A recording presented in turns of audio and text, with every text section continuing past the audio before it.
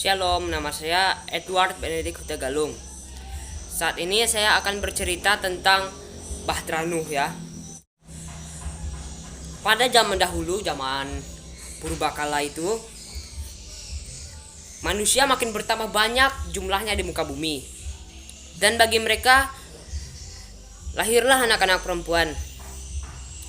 Lalu, ketika anak-anak Allah melihat bahwa anak-anak perempuan itu cantik-cantik, maka mereka mengambil istri dari antara anak-anak perempuan itu, siapapun yang disukai mereka ya.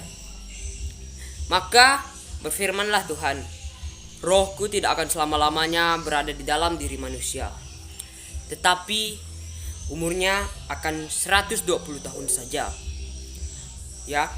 Pada saat itu orang-orang raksasa ada di bumi.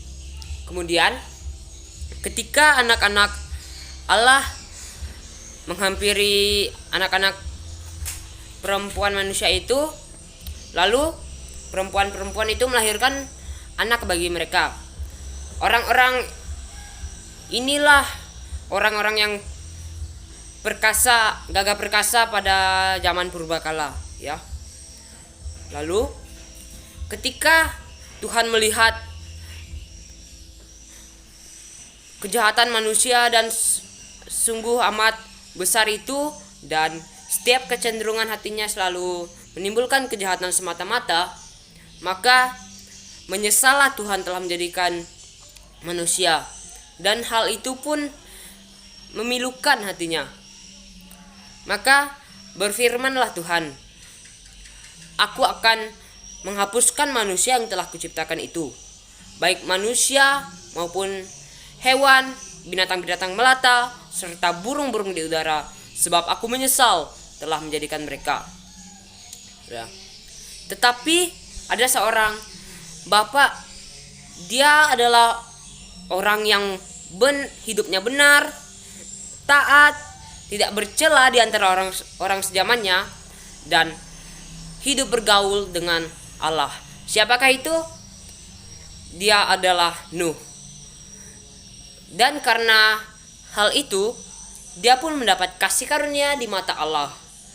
Ya, kasih karunia ialah sebuah berkat atau berkat dari Tuhan untuk kita, baik jasmani maupun rohani ya. Lainnya disebut juga anugerah. Ya. Nama ayah Nuh ialah Lamek. Nuh memperanakan 3 orang anak laki-laki, Sem, Ham, dan Yafet. Ya. Adapun bumi telah rusak dan penuh dengan kekerasan ketika Allah menilik bumi, dan sungguhlah rusak benar bumi itu, sebab manusia menjalankan hidup yang rusak di bumi. Maka berfirmanlah Allah kepada Nuh, Aku telah memutuskan untuk mengakhiri hidup segala makhluk yang ada di bumi. Ya. Lalu kata Tuhan lagi, buatlah bagimu sebuah bahtera. Ya, bahtera ialah kapal besar ya, pada zaman itu kapalnya amat besar ya. Dan bahtera itu terbuat dari kayu gofir. Ya, Tuhan memerintahkan Nuh untuk membuat bahtera itu dari kayu gofir. Ya. Dan kata Tuhan, bahtera itu harus kau buat berpetak-petak dan harus kau tutup dengan pakal dari dalam dan dari luar. Ya. Panjangnya 300 hasta, lebarnya 50 hasta, dan tingginya 30 hasta ya. Dan lambungnya sehasta dari atas. Juga kata Tuhan, berikanlah pintu pada lambungnya dan juga atap. Dan bahtera itu harus bertingkat bawah, tengah, dan atas. Lalu kata Tuhan, sebab sesungguhnya aku akan mendatangkan air bah yang akan meliputi bumi, dan memusnahkan segala yang hidup dan bernyawa di kolong langit. Semuanya akan mati binasa. Lalu kata Tuhan, tetapi dengan engkau aku mengadakan perjanjianku. Engkau akan masuk ke dalam bahtera itu, engkau, anak-anakmu, istrimu, dan istri anak-anakmu juga haruslah datang satu pasang dari segala binatang liar, dari segala yang bernyawa, segala yang bergerak di bumi, yang merayap, yang terbang di udara, haruslah datang satu pasang bersamamu. Di bahtera itu engkau bersama-sama dengan sepasang binatang, hewan, burung-burung akan bersamamu, jantan dan betina. Maka dari itu, kumpulkanlah sebanyak mungkin makanan yang bisa dibawa di dalam bahtera itu untukmu dan untuk mereka. Maka apapun yang diperintahkan Allah kepadanya, demikianlah dilakukannya. Ya. Lalu berfirmanlah Tuhan lagi kepada Nuh. Setelah mungkin bahtera itu selesai, ya berfirmanlah Tuhan kepada Nuh, masuklah ke dalam bahtera itu, engkau dan dengan seisi rumahmu, anak-anakmu, istrimu dan istri anak-anakmu. Sebab 7 hari lagi aku akan mendatangkan air bah, maksudnya hujan ya, hujan yang sangat lebat di atas bumi 40 hari 40 malam lamanya. Pada saat itu air bah meliputi bumi ya. Umur Nuh ialah 600 tahun. Ya. Ketika air bah meliputi bumi, umur Nuh 600 tahun. Ya.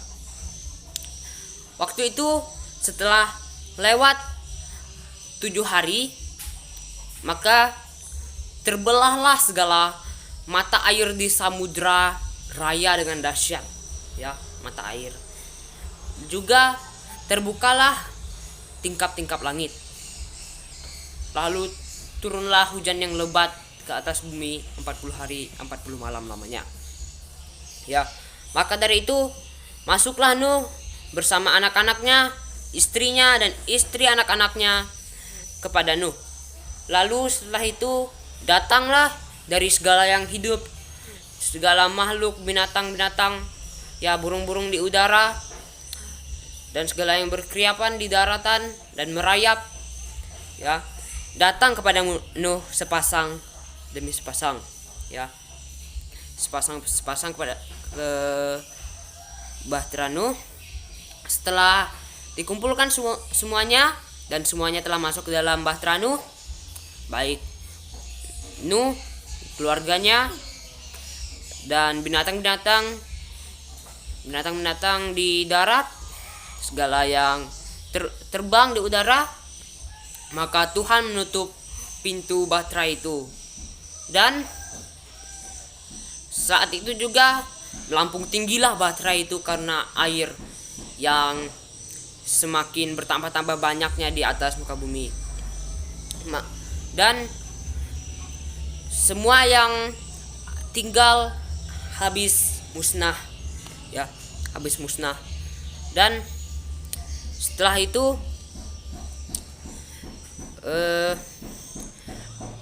makin tinggilah air itu bertambah-tambah di bumi dan menutup lebih tinggi daripada puncak-puncak gunung, ya, 15 hasta ke atas, ya, mungkin, ya, 15 hasta ke atas. Dan bahtera itu pun terapung-rapung entah kemana, dari mana sampai mana, ya, dan berkuasa. Dan ketika lewat 40 hari 40 malam, berhentilah hujan itu, dan berkuasalah air di atas bumi sekitar 150 hari ya. Oke. Lalu ya setelah mungkin lewat beberapa hari, teringatlah Tuhan akan Nuh ya. Lalu Tuhan membuat sebuah angin ya untuk meniup air yang ada di muka bumi itu. Lalu tertutuplah segala mata air di samudra, dan tertutuplah juga tingkap-tingkap langit. Maka makin berkuranglah air yang ada di muka bumi selama itu ya. Pada bulan yang ke-10 ya,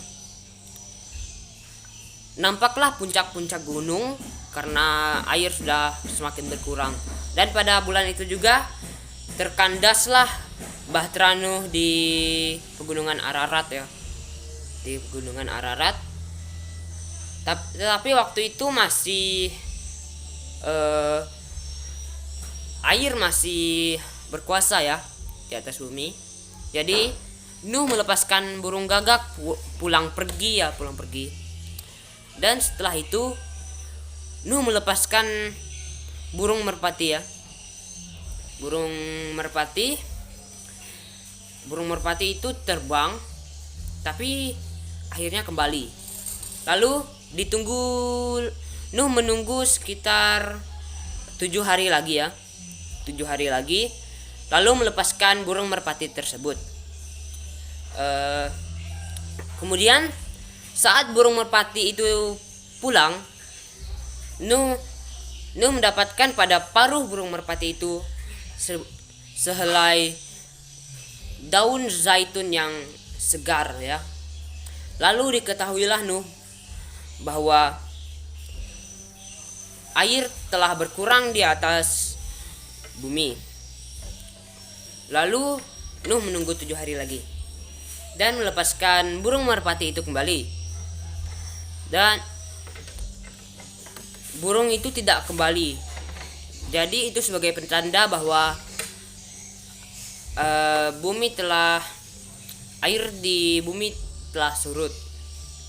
Maka kemudian Tuhan membuka pintu bahtera itu. Dan pada saat itu jugalah Nuh keluar dari bahtera itu bersama anak-anaknya, istrinya, dan istri anak-anaknya. Juga segala yang bernyawa dan bernapas, segala binatang-binatang, burung-burung di udara, segala hewan-hewan buas, semuanya keluar.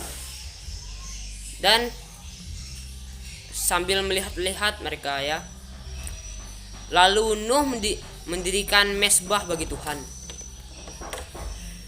Lalu ketika Tuhan mencium bau, Nuh membakar korban untuk Tuhan dari beberapa binatang yang mengikutinya. Lalu ketika Tuhan mencium bau korban itu yang sangat harum itu, maka Tuhan mengadakan perjanjian dengan Nuh. Ya, di dalam hatinya Tuhan berkata, aku tidak akan